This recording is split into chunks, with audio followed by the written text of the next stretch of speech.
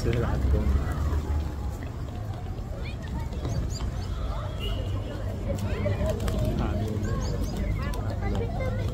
Sige, tawag ka dyan.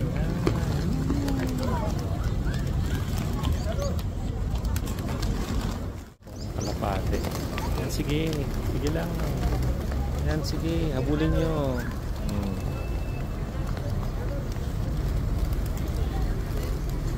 Nakaloka, ang daming kalapate. Hagis mo na.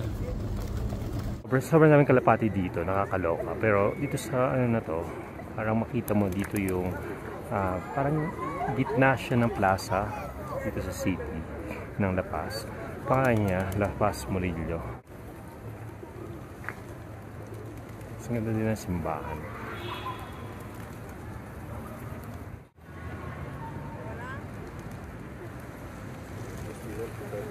Yung mga kalapati, oh, ang dami nilang kalapati.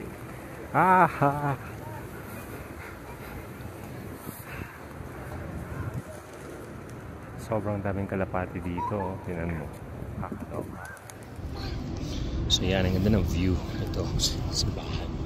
Tapos, ito naman Pedro Murillo.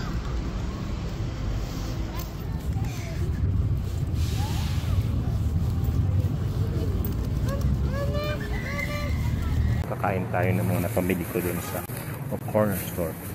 Unahin natin itong mani. Matamis. So sweet nuts siya, roasted nuts. Amaranto y trigo donitos. Ito yung tsura niya.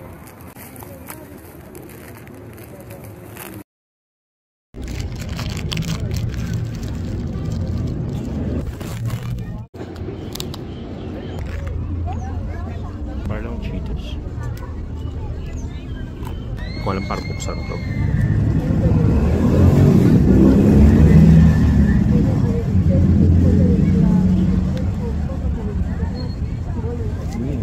Fairness guys, masarap siya.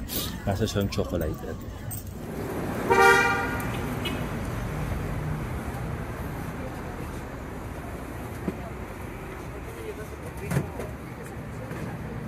Salteña casera, salteña tucumana.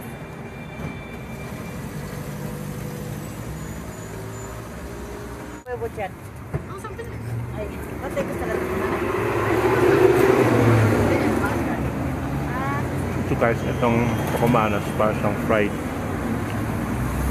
empanada. Tapos iba yung ano, may chicken, may mix ng karne. Tapos may itlog yata. Ay, mira, tres puro carne.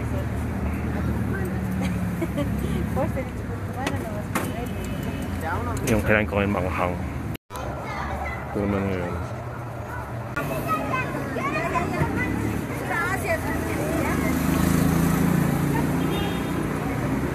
Kain ako ng tucumanas. Mix to siya ng pollo, gueva, sa kung ano-ano. Ito naman siya, tucumanas ang pangalan. Pupuntahan natin Museo Nacional de Etnografía y Folklore. So sana bukas siya ngayon kasi parang tingnan mo ang ganda na itsura niya.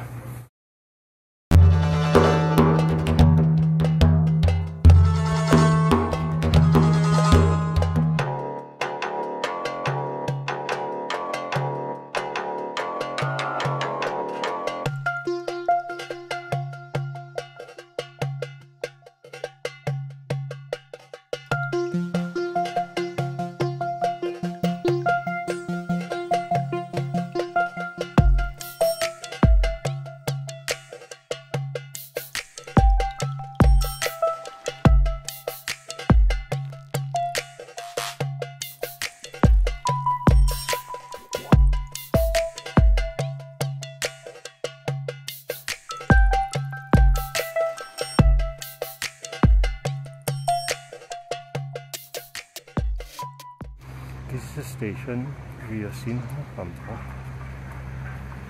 Naranja Linya.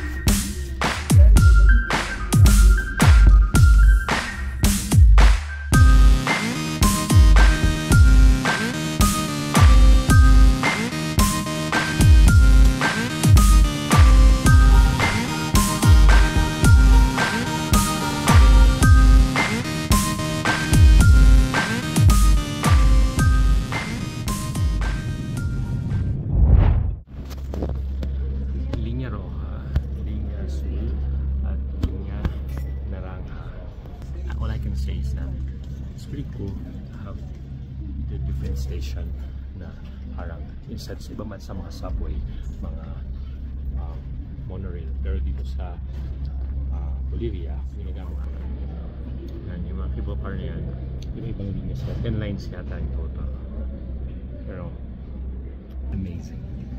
Yan ang ginagamit nilang pan-transportation. Hindi mo nakakatakot.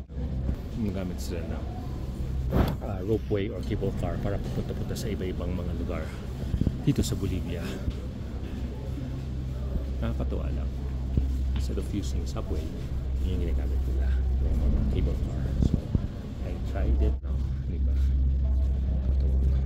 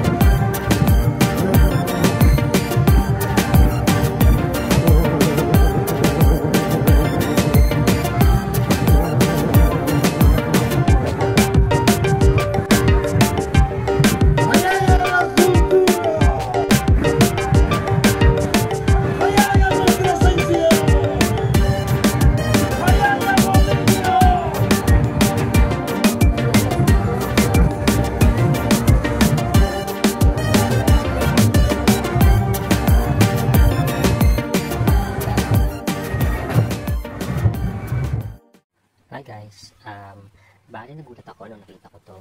Hindi ko na-expect na merong ganitong Bolivian festivities dito sa park. So ito yung dulo ng Telerifico, and I was really surprised to see na parang may cultural event dito sa Bolivia. So let's have a look.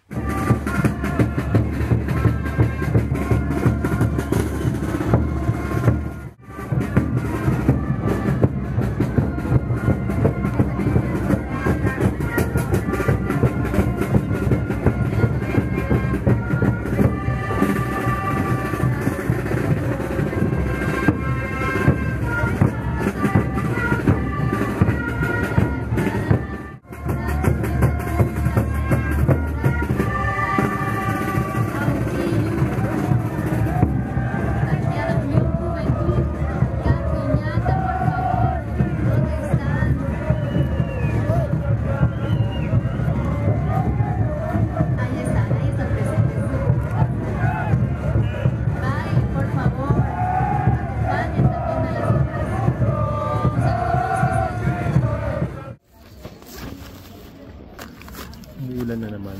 Pero guys, diba parang Quiapo lang dito?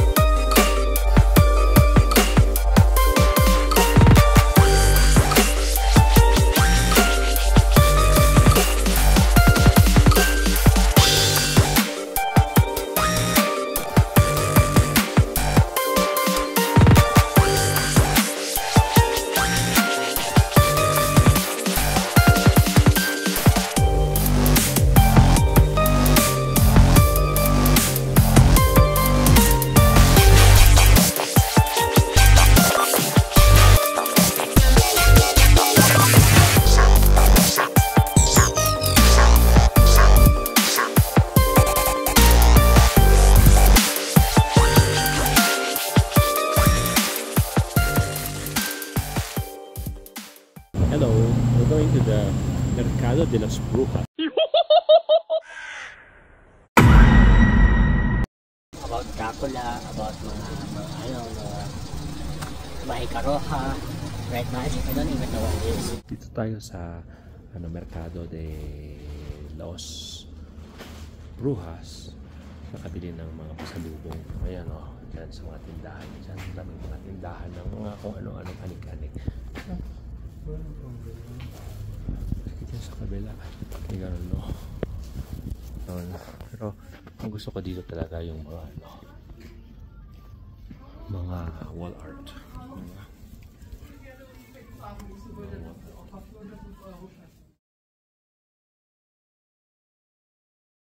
Gusto ko makita kung anong meron dito sa lugar na to, yung mga kakaiba. May pwes na ito, yung ginagawa dito sa kilid ko.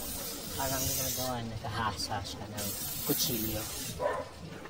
Kasi ito nung binibenta dito sa pagkain siguro ito. Wow! Masarap naman yan. Yes. Wow. Good.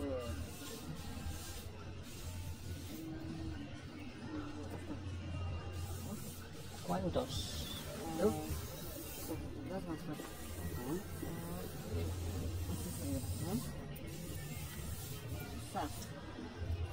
Listo. Listo. Gracias. Muchas gracias. Ay, gracias. Listo, gracias a ti. ¿Cuántos? 8. ¿Ocho? Sí, 8. Dalawa na. Yeah, ¿cuántos? Igual 8. ¿Ocho? Allá mi quechecito.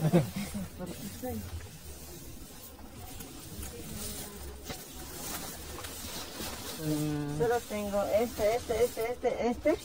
Y tengo... Ah, okay. Sí, esto ya está vendido. Sí. Esto ya. ¿Ocho? Sí.